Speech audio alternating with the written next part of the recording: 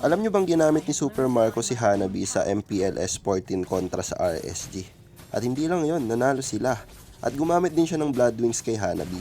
Dito sa video na to, i-breakdown natin kung bakit nga ba Blood Wings yung pinili niya, hindi Rose Gold Meteor. Kung papasinin mo yung movement speed o yung attributes natin sa ngayon, 319 lang yan.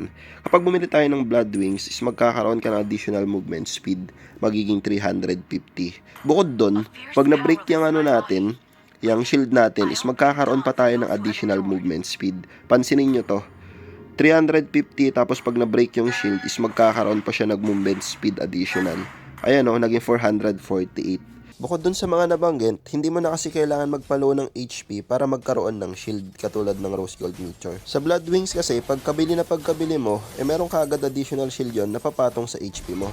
At take note, yung cooldown ng passive nun is 20 seconds lang, while yung sa Rose Gold is 60 seconds. Kaya naman mas ma-abuse mo yung passive ni Hanabi na merong immunity pag merong shield kapag Blood Wings yung ginamit mo. Ang